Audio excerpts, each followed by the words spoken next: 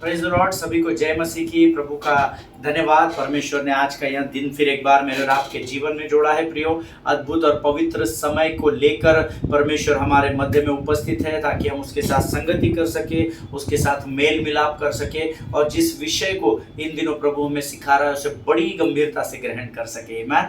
मेरा पूरा विश्वास है बीते 8-10 दिनों में जब से हम इस अध्ययन को कर रहे हैं, how to pray and praise in a lonely and painful place, इस विषय में जो भी बातें प्रभु ने हमारे जीवनों में प्रकट की है, मेरा विश्वास है कि जरूर जरूर परमेश्वर ने आपको आशीष दी है। अब वचन तो मैंने और आपने ग्रहण कर लिया, प्रभु की आशीष को पा लिया, लेकिन क्या हम उस वचन पर चलने वाले हैं? क्या ये बहुत इंपॉर्टेंट है। आमीन। कई बार हम वचन सुनते हैं, हमें आनंद आता है, हमारा हृदय आनंद से प्रफुल्लित हो जाता है, हम सामने वाले को बधाई भी दे देते हैं और उसके बाद हम उन वचनों को पालन नहीं करते। I mean we don't walk on the word.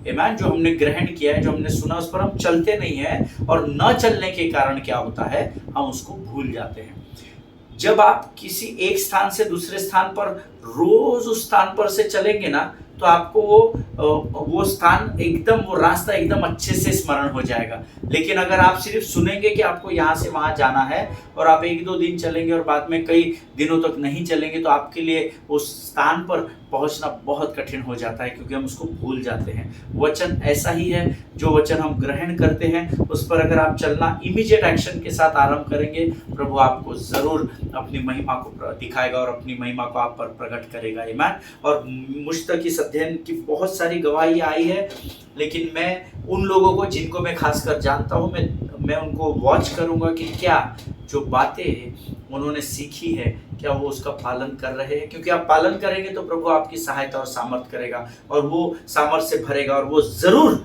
आपको उन मार्ग पर चलने में आपकी सहायता और मदद करेगा। हालेलुया। आमीन। फिर एक बार इस YouTube के चैनल में आप सबों का स्वागत है और ये समय है जब हम अपने बाइबल अध्ययन को, जैसा कि हम रोज करते हैं, फिर एक बार आज हम अपने अध्ययन के समय में हैं। प्रभु आज हमसे और वेद की बातों को करेगा और हमें आशीष देगा, ऐसा मैं विश्वास करता हूँ। और ये समय है जब मैं और आप, हम लोग मिलकर प्रभु की महिमा को अपने स्थानों में प्रकट होता देखेंगे। लेकिन उससे पहले, जैसे हम रोज प्रभु के वचनों को पढ़ते हैं और प्रभु के वचनों को पढ़कर प्रभु का धन्यवाद देते हैं, ये समय है आज फिर एक बार हम अपने पवित्र शास्त्र को निकालकर भजन संहिता उसका 128 अध्याय पढ़ेंगे।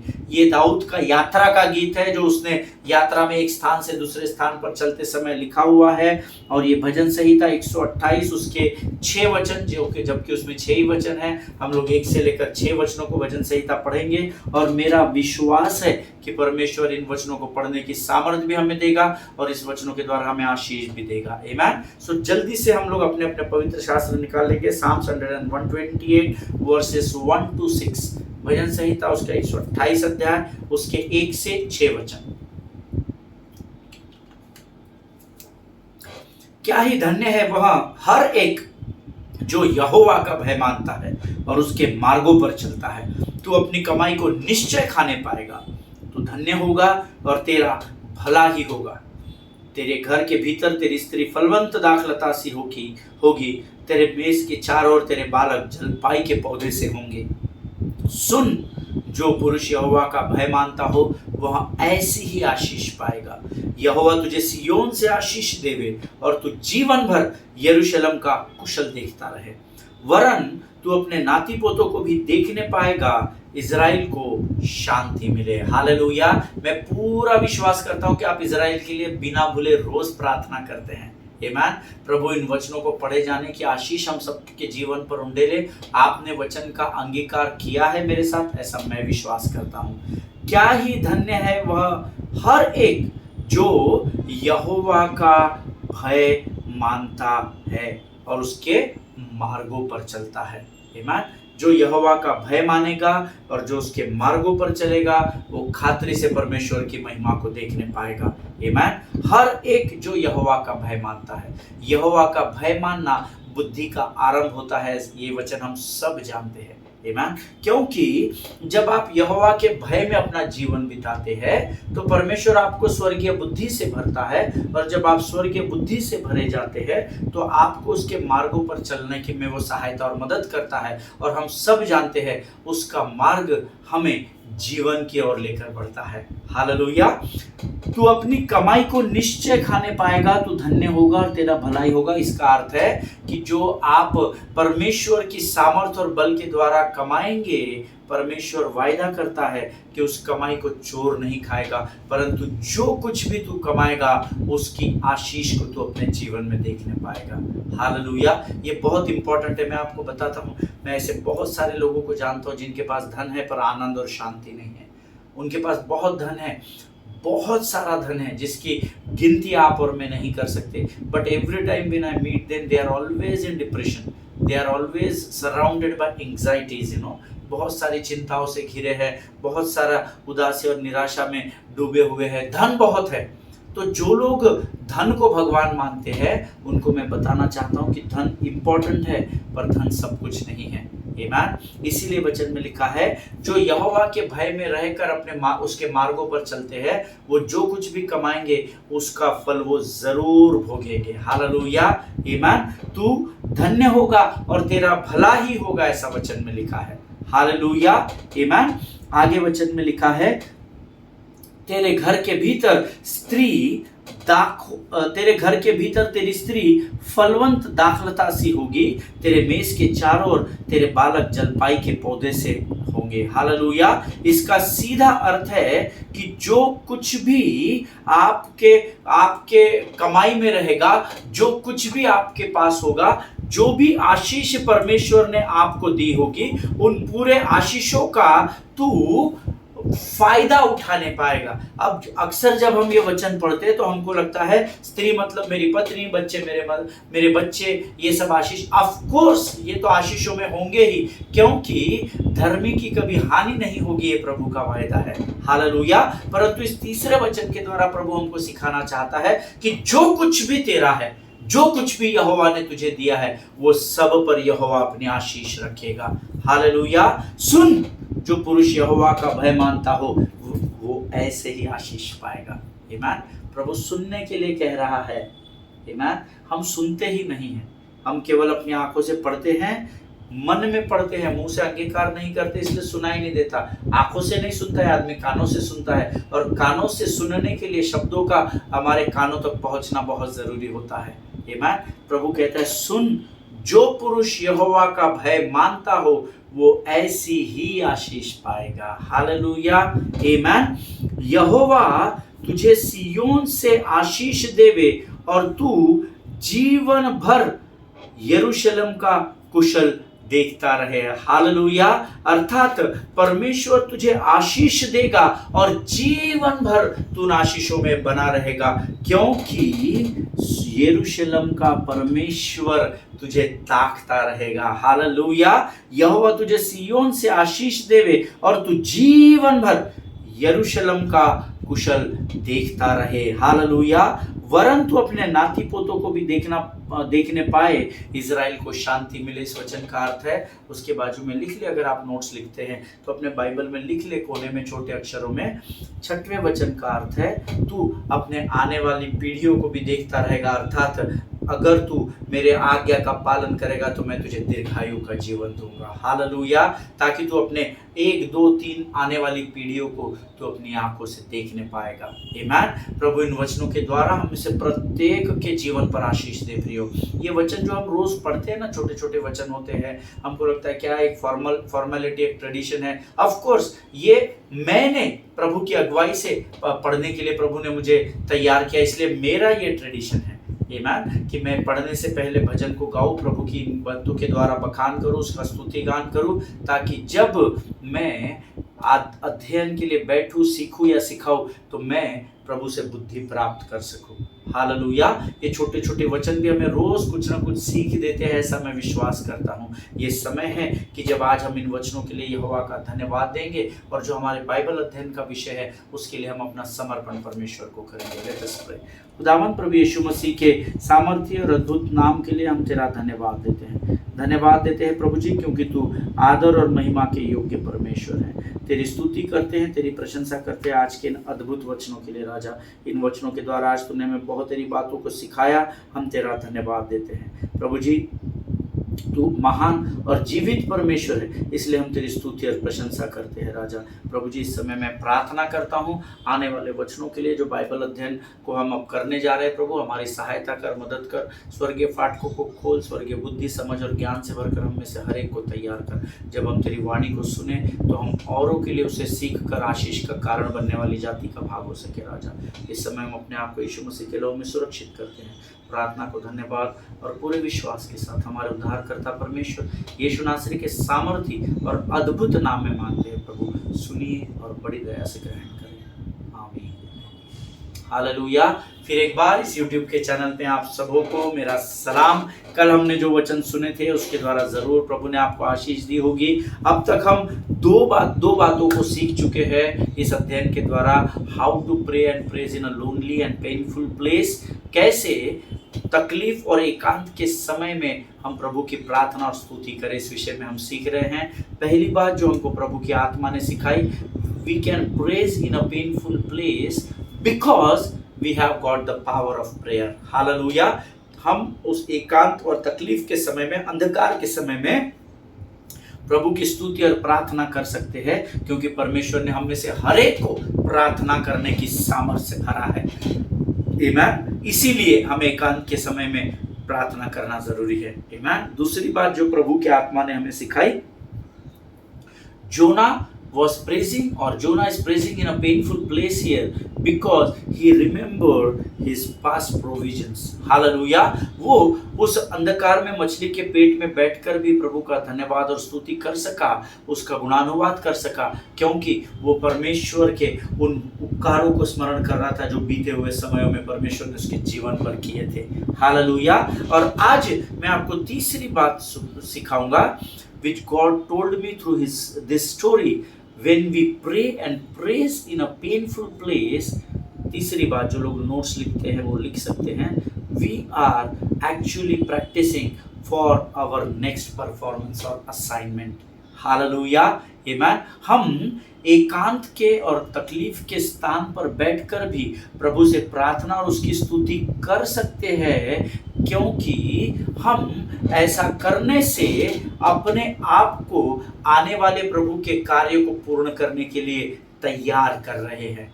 जो जिम्मेदारी प्रभु आपको और मुझे आने वाले समय में दे रहा है, जब आप आज इस एकांत के समय में बैठकर प्रभु का धन्यवाद कर रहे हैं, तो आप एक्चुअली अपने दुख को नहीं बता रहे हैं, परंतु आप स्तुति और भजन और धन्यवाद के बलिदान चढ़ा रहे हैं। ऐसा करने के द्वारा परमेश्वर आपको आने वाली जिम्मेदारी के लिए तैयार कर रहा है। हालेलुया। आमीन। कई बार हमको ऐसा लगता है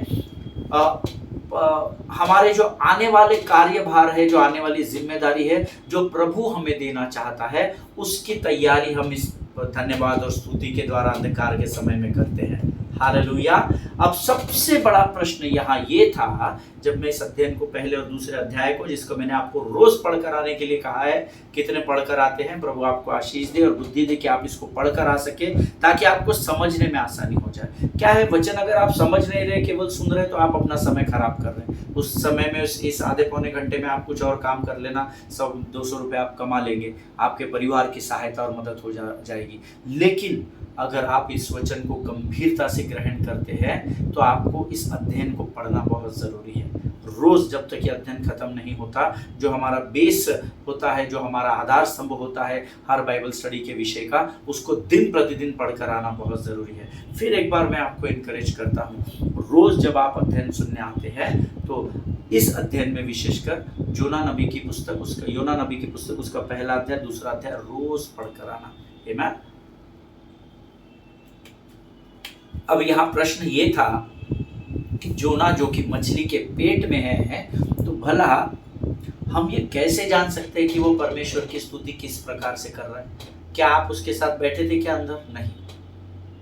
क्या आपको प्रभु ने बताया? नहीं। तो हम कैसे जान सकते हैं कि वो किस तरीके से परमेश्वर की स्तुति कर रहा है? ये प्रश्न आपका है कि नहीं पता नहीं, मेरा था जब मैं बाइबल अध्ययन कर रहा था। प्रभु मुझे कैसे पता चलेगा कि वो स्तुति कर रहा है, नहीं कर रहा है, या क्या स्तुति में वो क्या कर रहा है, मुझे कैसे पता चलेगा? प्रभु मुझ पर प्रकट कर, ताकि मैं अपने लोगों तक इस संदेश को पहुंचा सकूं। आमीन। If he is all that is a big question mark. अगर आप इस बात को गंभीरता से लेंगे तो आपको शायद समझ में आएगा, if he is all alone there, nobody is there with him in the belly of a fish, then how do we know, I know or you know that what his praise sounded like? Amen. उसकी स्तुति किस प्रकार की है, कैसे मैं और आप समझ पाएंगे? और इसको समझने के लिए मुझे और आपको फिर एक बार मछली के पेट में जाना होगा। Hallelujah. And we all know how it moves from Dag to Daga, कैसे वो एक मेल फिश से फीमेल फिश के पेट में दिखाया गया, from the digestive system to reproductive system, जिसको हम सीख चुके हैं। हालेलुया। जो लोग पहले दिन से इस विषय को सीख रहे हैं उनको ये जरूर पता होगा, और उससे भी अधिक उन लोगों को ये बात बहुत अच्छे से स्मरण होगी जो रोज योना 1 और योना 2 को पढ़कर इस अध्ययन को अटेंड कर रहे हैं, इस बाइबल स्टडी को। उनको समझने के लिए बहुत आसान हो जाएगा। हमने सीखा कि how God has transferred Dag to डैगा।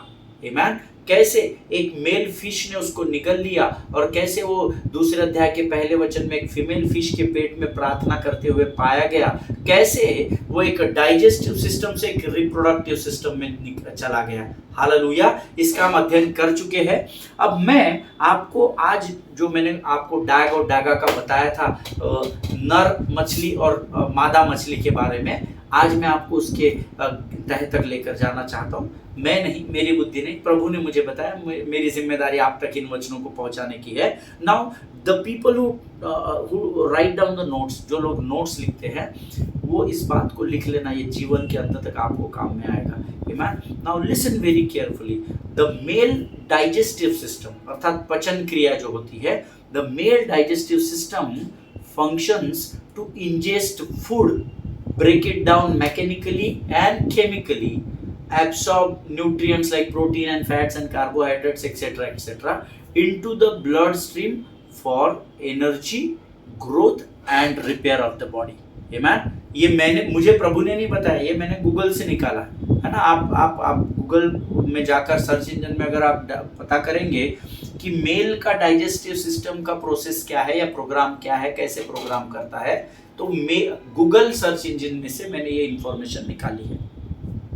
The male digestive system functions to ingest food, break it down mechanically and chemically, absorbs nutrients like protein, fats, carbohydrates, vitamins, minerals, water, whatever जितना भी है वो सबको अपने अंदर लेता है into the bloodstream for getting energy, growth and repair। और उसके बाद वो उस सॉलिड वेस्ट को, जो गंदगी होती है, उसको इलिमिनेट कर देता है बॉडी से। वेस्टेज से सारा अनवांटेड बातें जो मेल डाइजेस्टिव सिस्टम में होती है वो बाहर हो जाती है। That is how male digestive system works. जिस मछली ने योना को निगल लिया, उसका चरित्र या उसका डाइजेस्टिव सिस्टम ऐसा काम करता है। आमेन। नाउ इन रिप्रोडक्टिव सिस्टम क्या होता है, जो डागा, जो फीमेल फिश थी, है ना, हमने सीखा कि उसको जिसने निगल लिया वो मेल फिश थी, लेकिन दूसरे अध्याय के पहले वचन में वो फीमेल फिश के नाम से लिखा गया है, Daga, डैग and Daga, Hebrew words है। आमेन। लेकिन जो ये मैंने आपको डाइजेस्टिव सिस्टम बताया, this is male digestive system. Amen. But what reproductive system, अर्थात फीमेल का रिप्रोडक्टिव सिस्टम है, हमने सीखा वो क्या करता है। इन reproductive system it is just nurture it until it's going to be released. Amen. Reproductive system का प्रोग्राम क्या होता है, वो उसका पालन पोषण करते हैं। जो भी अंदर होता है ना, जैसे बच्चा आता है तो बच्चे का पालन पोषण किया जाता है ना, तो नर्चरिंग होता है। और वो नर्चर करके, वो नर्चरिंग और वो प्रिपरेशन तब तक होता है जब तक वो चीज बाहर न डाल दी जाए। Amen. So this is the difference between male digestive system and reproductive system. मैं आपको बायोलॉजी नहीं सिखा रहा हूँ, मैं खुद बहुत कच्चा स्टूडेंट हूँ साइंस का, but this is how it goes. ये डिटेल मैंने गूगल से निकाले हैं, बिकॉज आई एम क्यूरियस, है ना। मेरे अंदर बहुत क्यूरियोसिटी होती है या बहुत उत्तेजना होती है, बहुत मुझे जानने का बड़ी इच्छा होती है कि मैं प्रभु ये ऐसा क्यों है, प्रभु ये वैसा क्यों है, क्योंकि मैं चाहता हूं जो बातें मैं आप तक पहुंचाऊं वो आप समझ नहीं पाए। नहीं तो मैं ज्ञान की 4 बातें बांट दूंगा, आपके सर से निकल जाएगी और आपको कुछ समझेगा नहीं, तो मेरा यहाँ बैठना व्यर्थ हो जाएगा।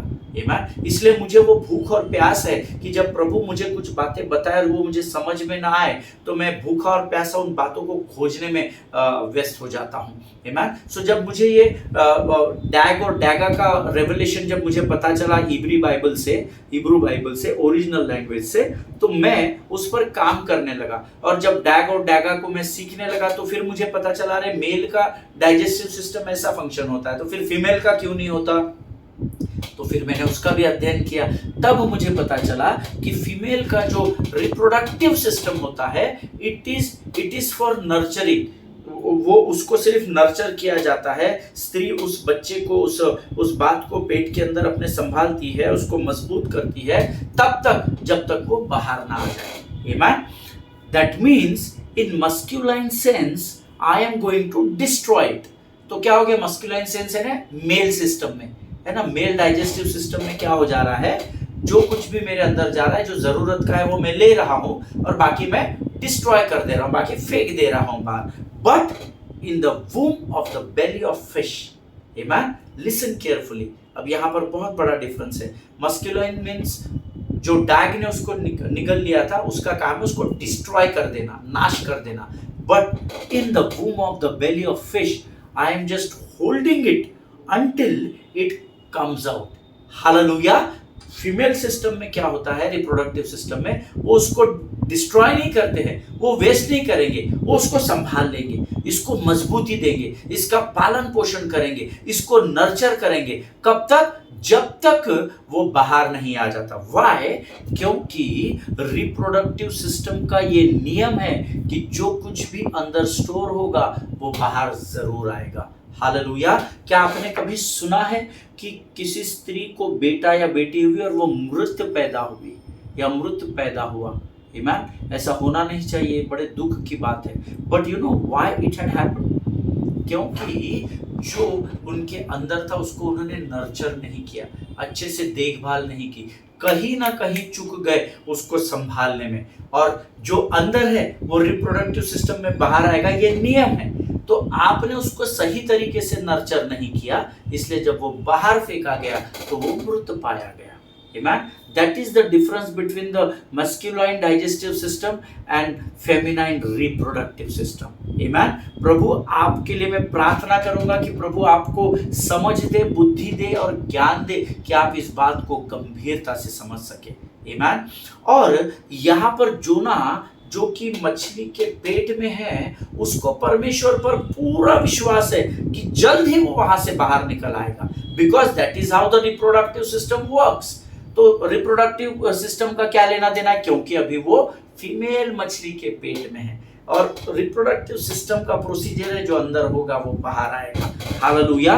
और आज इस अध्ययन के अनुसार मैं आपको ये बताना चाहता हूं कि अगर आप भी जोना के समान किसी अंधकार की परिस्थिति में फंसे हुए हैं और अगर आप भी उस एकांत और तकलीफ और निराशा और दर्दनाक परिस्थिति में फंसे हुए हैं, लेकिन अगर आप भी जोना के समान उस परिस्थिति में परमेश्वर का धन्यवाद करके उसके स्तुति के भजन को गाकर उसकी महिमा में पाए जाएंगे, then this condition, this circumstances won't last forever in your life. You will be patient in that darkness. Hallelujah. अगर आप भी योना के समान उस अंधकार भरे जीवन की परिस्थिति में अगर आप प्रभु की स्तुति और महिमा और गुणानुवाद में अपने आप को सौंप देंगे, झोंक देंगे, तो आपकी परिस्थिति को परमेश्वर खातरी से बदलेगा।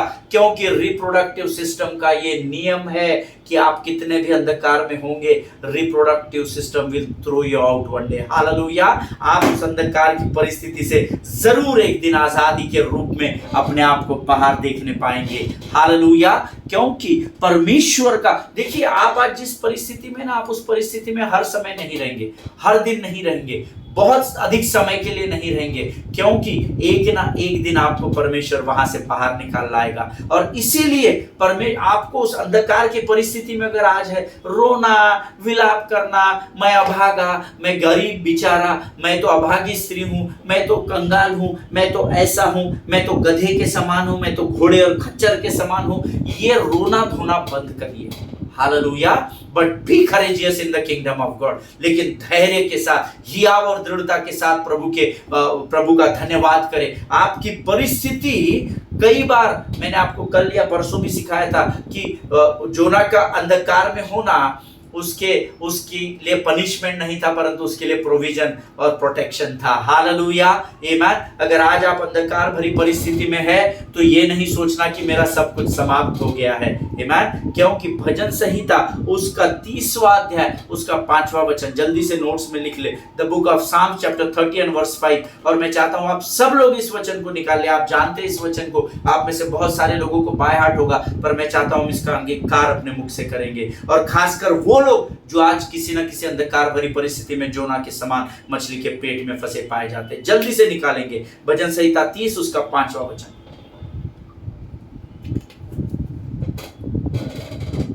वचन कहता है, कदाचित रात को रोना पड़े परंतु सवेरे आनंद पहुंचेगा। हालेलुया।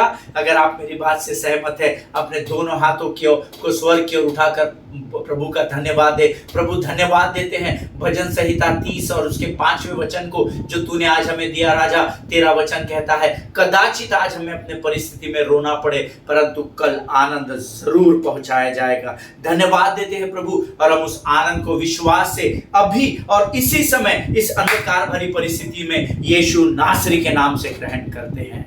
आमीन। हालेलुया। प्रभु आपको इस वचन के पढ़े जाने पर आशीष दे। अगर आपने अंगीकार किया है तो जरूर आपने पा लिया है, आमीन। देखिए प्रियो, जरूर रात को रोना पड़ेगा, आनंद शायद पहुंचेगा, ऐसा नहीं लिखा है। हो सकता है कदाचित आपको शायद रोने की नौबत आए, परंतु आनंद की गारंटी 101% प्रभु आपको देता है। हालेलुया।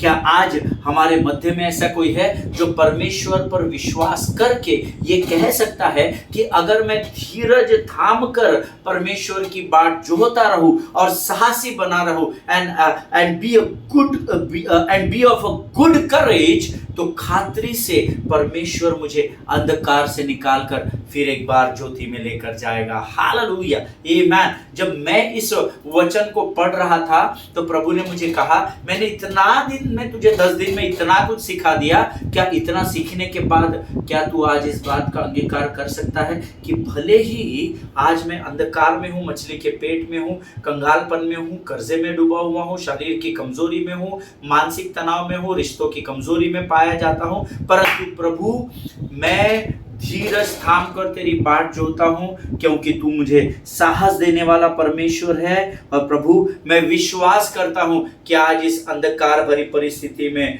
तू मुझे खातरी से आने वाले समय में बाहर निकालेगा और अंधकार से निकालकर मुझे ज्योति की चट्टान पर ले जाएगा। मैं तेरा धन्यवाद देता हूं। हालेलुया, आमीन। प्रियो, आपको निराश और हताश होने की जरूरत नहीं। आपकी हर समस्या का समाधान यीशु नासरी के पास है। जब आप उसकी स्तुति करेंगे, उसको धन्यवाद देंगे, उसकी महिमा करेंगे, आप योना के समान परमेश्वर की महिमा को जीवित रहते समय देखने पाएंगे। हालेलुया। अगर आप उसका दूसरा अध्याय, योना नबी की पुस्तक उसका दूसरा अध्याय को पढ़ेंगे तो आपको पता चलेगा जोना ने एग्जैक्टली यहाँ पर वही किया जो मैंने भी आपको बताया। आमीन। He makes a shift.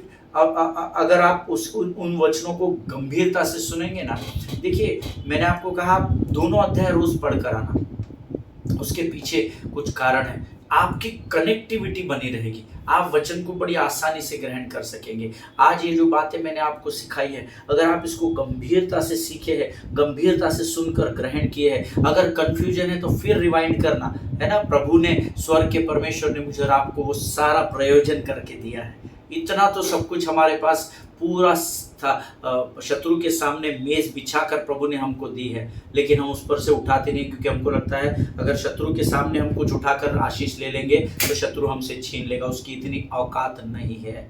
ईमान, वो हारा हुआ है। बल्ले बल्ले यीशु तेरी बल्ले बल्ले, रखे या शैतान तू पैरा थल्ले। ईमान, उसको प्रभु ने हमारे सामने नेस्तो नाबूद किया है। आपको उसकी ओर देखने की जरूरत नहीं, उसकी ओर देखेंगे तो डरेंगे। उस मेज की ओर ध्यान रखना जहां पर प्रभु ने आपके लिए आशीषों को सजा कर रखा है। हालेलुया। किसी भी परिस्थिति में आप क्यों ना हो, अगर योना का परमेश्वर आपका परमेश्वर है तो इस संसार का सरदार की इतनी ताकत और औकात नहीं कि वो आपसे स्वर्ग की आशीषों को छीन कर लेकर जा सके। हालेलुया, आमीन। लेकिन आपको क्या करना है? उसकी स्तुति, उसका धन्यवाद और उससे प्रार्थना करनी है। आमीन। प्रभु आप सबको इन वचनों के द्वारा अद्भुत आशीष दे। ये समय है जब हम अपने सिरों को झुकाकर यहोवा का धन्यवाद करेंगे। Let us pray. खुदावंद प्रभु यीशु मसीह के सामर्थ्य, अद्भुत और जीवित नाम के लिए धन्यवाद देते हैं। विशेषकर आज के इन वचनों के लिए धन्यवाद देते हैं राजा। प्रभु जी धन्यवाद देते हैं प्रभु, क्योंकि आज तूने हमें अद्भुत बातें प्रकट की। प्रभु तूने हमें मस्कुलाइन और फेमिनाइन सिस्टम के बारे में सिखाया, हम धन्यवाद देते हैं। कैसे प्रभु उस मेल फिश के मुख से योना फीमेल फिश के मुख में पाया गया, उसके लिए हम तेरा धन्यवाद देते हैं राजा। प्रभु हम तुझसे विनती करते हैं, ऐसे ही नम्र और दीन होकर दिन प्रतिदिन हम तेरी वाणी को सुनने के लिए अपना सब कुछ पीछे छोड़कर भूखे और प्यासे चले आए। ऐसे मार्गों को तैयार कर, और जब हम तेरी वाणी को सुने तो वो वाणी हमारे जीवन के अंत तक हमारे स्मरण शक्ति, विचार और आत्मा और हृदय और मन में बनी रहे। ऐसी विनती हम नम्रता के साथ यीशु नासरी के नाम से करते हैं। जितनों ने सुना हर एक को आशीष दे। इस समय हम अपने आप को यीशु मसीह के लहू में सुरक्षित करते हैं। विनती को धन्यवाद और पूरे विश्वास के साथ हमारे उद्धारकर्ता परमेश्वर यीशु नासरी के सामर्थ्य नाम में मांगते हैं। पिता सुनिए और बड़ी दया से ग्रहण करें। आमीन। हालेलुया। मेरा पूरा विश्वास है आज आपने अद्भुत आशीष को पाया है। इजराइल के लिए प्रार्थना करें, भारत देश के लिए प्रार्थना करें, अपने पासवानों के लिए, उनके परिवारों के लिए प्रार्थना करें। एक दूसरे को प्रार्थना में स्मरण रखें। देश के आदरणीय प्रधानमंत्री, राष्ट्रपति, उपराष्ट्रपति, तमाम cabinet ministry, central ministry, state ministry के लिए प्रार्थना करें, क्योंकि आपके प्रार्थना से इस देश में बदलाव आएगा और इस देश में प्रभु अपनी महिमा को प्रकट करेगा। हालेलुया। जो लोग अंधकार में डूबे हुए उन तक अपने जीवन की गवाही को लेकर जाए। इस देश के संविधान को सीखे, उसका पालन करें, उस पर चले और इस देश की कानून व्यवस्था का पालन करें और उसका आदर करें। हम कल फिर मुलाकात करेंगे। स्वस्थ रहें, सुरक्षित रहें। सभी को जय मसीह की। God bless you all.